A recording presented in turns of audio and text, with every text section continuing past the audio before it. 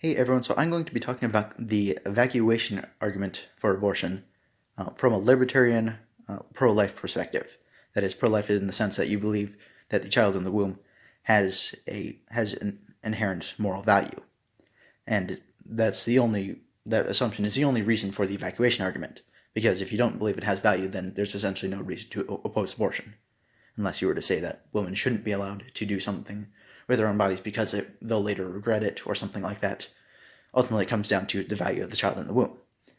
So that's the only place where it's relevant. So I'm going to assume that in this video. So the evacuation argument is essentially, don't you have a right to get rid of someone who's in what's considered to be your bounds, your possession? So if you were to be referring to, if you were to try to set up an analogy for this, it would be kind of like if you were walking along and it was a cold day and you had a baby with you and it was extremely cold. Would it be justified for you to put down the baby so that you can prevent some type of injury to yourself? Or do you have a right to just put down the baby even if it's not a cold day, there's no risk of you freezing to death or anything? Don't you have a right to set down the child as you're walking along? And I think for most people, they would say, well, no, it's obviously not right to, if you're going on a walk, if you bring a child on a walk and it's cold, you can't just set down the baby and leave it there, because then it would freeze to death. You're abandoning a child, and that leads to its death. That would be a murder. Most people would agree with that. So obviously the argument doesn't work for essentially changing your mind about a pregnancy once you consensually had the child. So if you're going along a walk, you can't just set down a child and abandon it to die. So that obviously wouldn't be convincing.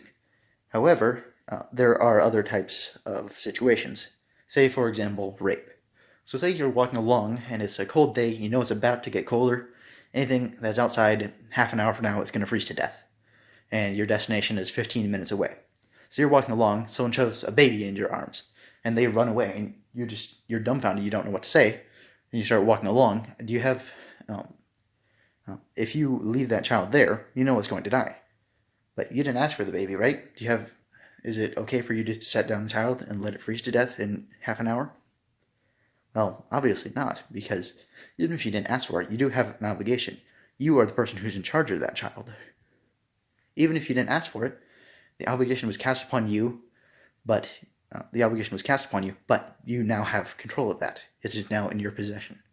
And abandoning that person there is essentially leaving them to die, killing them effectively.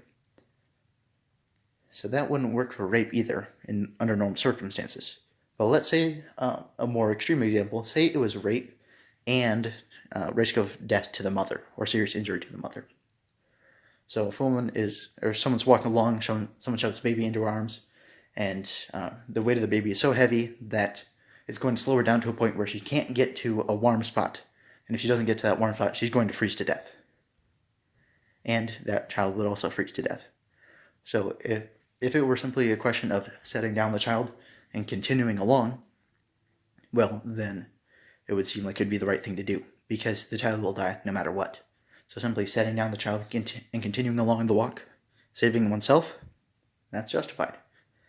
Simply leaving the child there because you can't save it, but you can save yourself. And a dead man never helped anyone. So in that instance, it would seem as though it's justified. The problem is that abortion isn't simply leaving someone to die. It is directly, intentionally killing them. It's just far worse. It's not leaving them to something, it's way worse. It is intentionally, directly killing someone. So, there's a distinction here.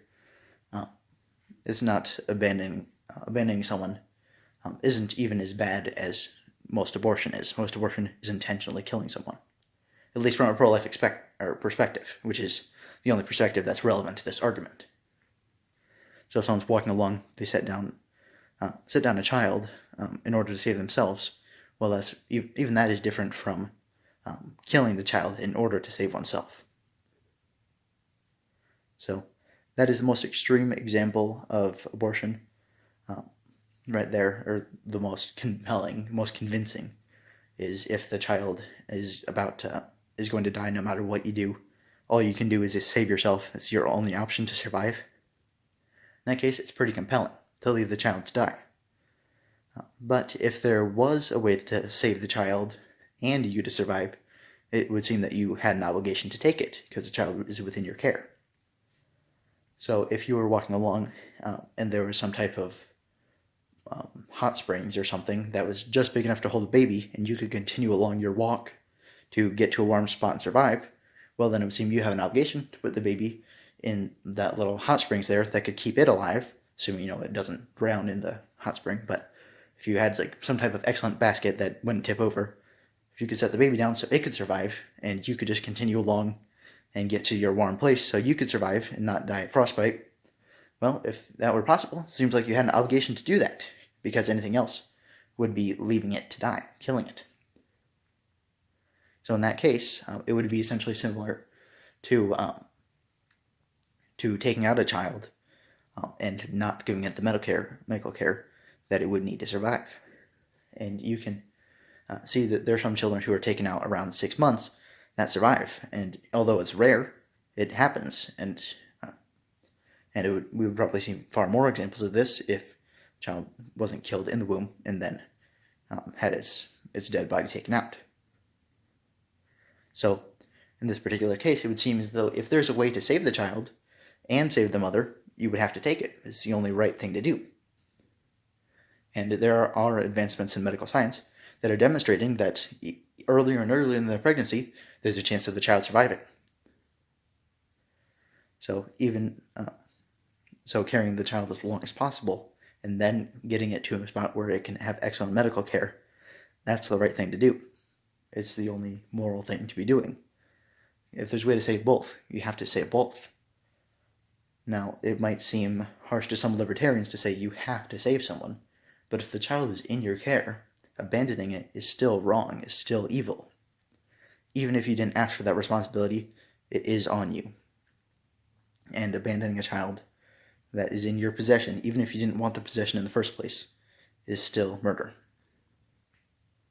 So that's why I think it's a rather weak argument to be pushing for abortion, because people have the right to kick anyone out of their home, because people have the ability or don't have responsibility to someone that is in their home without their permission.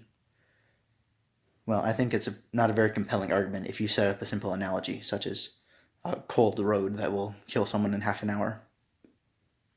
So, if you found any fallacies or disagree with any of the moral assertions I made in this video, please leave them in the comment sections. I love talking to people.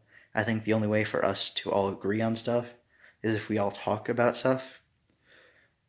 People who don't talk don't change their minds, typically. So, thank you very much for watching. You have a fantastic day.